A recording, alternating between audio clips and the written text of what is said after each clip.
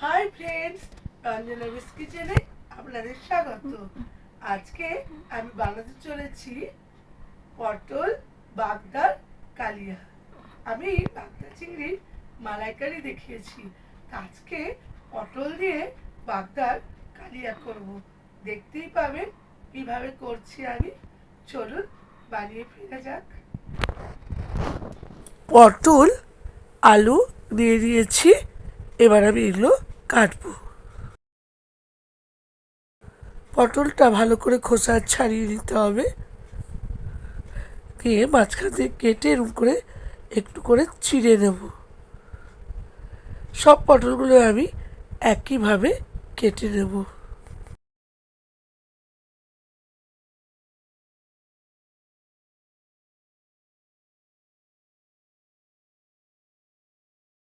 পটল আমি কেটে নিয়েছি, সবগুলো এইভাবে চিড়ে নিয়েছি।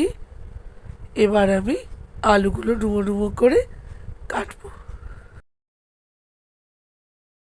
আলু পটল কাটা হয়ে গেছে, টমেটোটাও কেটে নিলাম।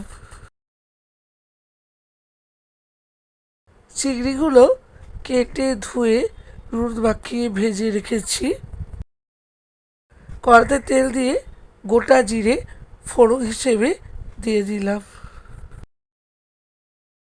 এরপর দুটো তেজপাতাও দিলাম।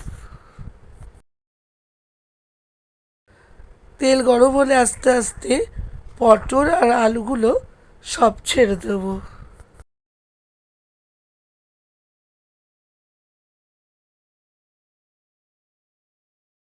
পটল আলু টমেটো ভালো করে নেড়ে এবার পেঁয়াজ বাটা আদা রসুন বাটা দিয়ে দেব, দিয়ে ভালো করে নেড়ে নেব। এরপর দেব নুন, স্বাদ মতো নুন দিয়ে দেব। দেব হলুদ গুঁড়ো,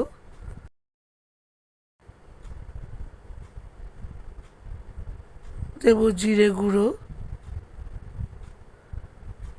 দেব লাল লঙ্কা গুঁড়ো,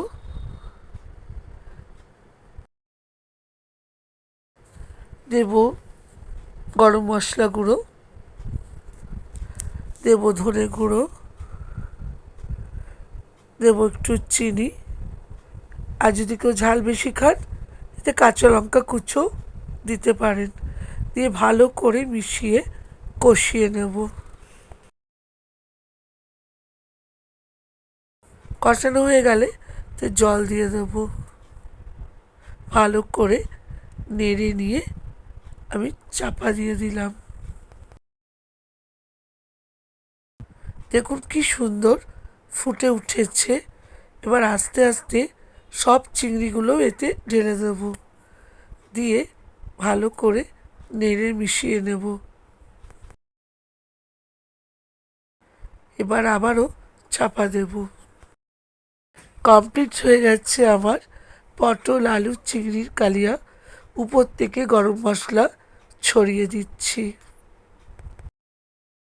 কালার অপূর্ব এসছে, খুব সুন্দর গন্ধ বেরোচ্ছে। আপনারা ট্রাই করবেন কিন্তু।